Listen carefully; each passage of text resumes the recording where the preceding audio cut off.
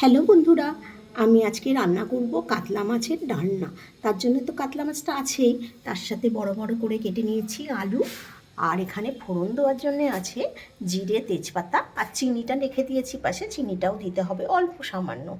আর এখানে আছে জিরে, কাঁচা লঙ্কা, আদা, শুকনো লঙ্কা, যেটাকে আমার বেটে দিতে হবে।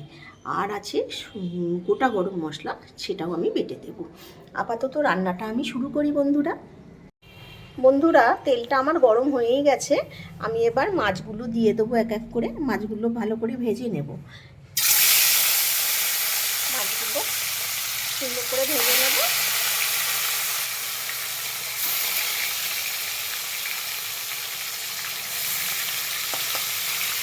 মাছগুলো ভালো করে ভাজা হোক। চলো দেখি মাছটা উল্টে দিই। উল্টে দিয়ে আমি এবার মশলাটা করে নিই। এবার আমি বন্ধুরা মশলাটা করে নেব। বন্ধুরা দেখতেই পাচ্ছ, শিলনোড়াতে আমি নিয়ে নিয়েছি আদা, জিরে, শুকনো লঙ্কা, কাঁচা লঙ্কা। এটাকে আমি ভালো করে বেটে নেব। এবার বন্ধুরা, এবার আমি মশলাটা বেটে নেব সুন্দর করে।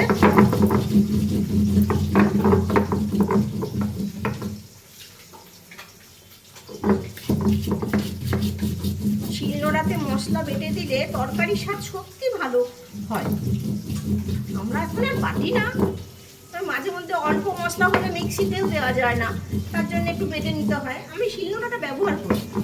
অল্প পোস্ত, অল্প সর্ষে হলে তখন বাধ্য হয়ে বেটে নিতে হয়, কেননা তখন মিক্সিতে তো বাটা যায় না, বাধ্য হয়ে বেটে নিতে হয়।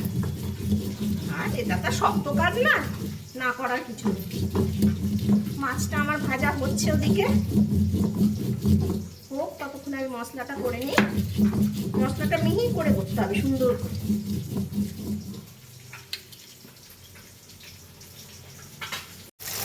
বন্ধুরা, মাছটা আমার ভাজা হয়ে গেছে, একদম লাল লাল করে ভেজে নিয়েছি। এবার আমি মাছগুলো তুলে নেব। এইভাবে সব কটা মাছ আমি ভেজে নেব। বন্ধুরা, মাছটা আমার ভাজা হয়ে গেছে। এবার আমার তেলও গরম হয়ে গেছে। এবার আমি ফোড়নটা দেব। এর মধ্যে তেজপাতা, জিরে আর চিনি একসাথে করে আমি দিয়ে দিলাম। এই অল্প কটা তেজপাতা। ফোড়নটা থেকে সুন্দর গন্ধ বেরোলে আমি আলুগুলো দিয়ে দেব। বন্ধুরা, ফোড়নটা ভাজা হয়ে গেছে। এবার আমি আলুগুলো দিয়ে দেব। আলুগুলো এর মধ্যে কড়াইতে দিয়ে দেব। আলুটা সুন্দর লাল লাল করে ভেজে নেব। আলুটা যতক্ষণ ভাজা হয় ততক্ষণ আমি গরম মশলাটা বেটে নিই। বন্ধুরা, আলুটা আমার ভাজা হয়ে গেছে। এবার আমি বেটে রাখা মশলাটা দিয়ে দেব। আর এই যে বাটার জলের সাথে আমি হলুদটাকে গুলে রেখে দিয়েছি, এই হলুদ গোলা জলটাও দিয়ে দেব। এবার এটাকে ভালো করে কষাতে হবে। টমেটোটাও দিয়ে দিচ্ছি। ভালো করে কষাতে হবে এটা, যতক্ষণ না তেল ছেড়ে বেরিয়ে আসে। সুন্দর করে কষাই যেমন আর কি, সেরকমভাবে কষাতে হবে। বন্ধুরা, কষানোটা এখনও হয়নি, আমি নুনটা দিয়ে দিলাম। আর একটু কষাতে হবে, কষালেই হয়ে যাবে। দেখতেই পাচ্ছেন কষানোটা খুব সুন্দরভাবে হয়ে গেছে, তেল বেরিয়ে আসছে এরকম বুজবুজ করে। এখন আমি ইলেকট্রিক কেটলিতে গরম জল করে রেখে দিয়েছি, আমি জলটা দেব।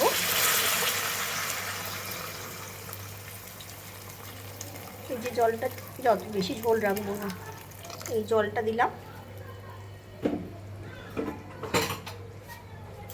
এবার টকবক করে ফুটবে। টকবক করে ফুটেই যাচ্ছে। মানে আলুগুলো একটু গলা গলা হয়ে গেছে, বেশিক্ষণে লাগবে না। আমি মাছটা দিয়ে দিই, মাছগুলো দিয়ে দিই জলে।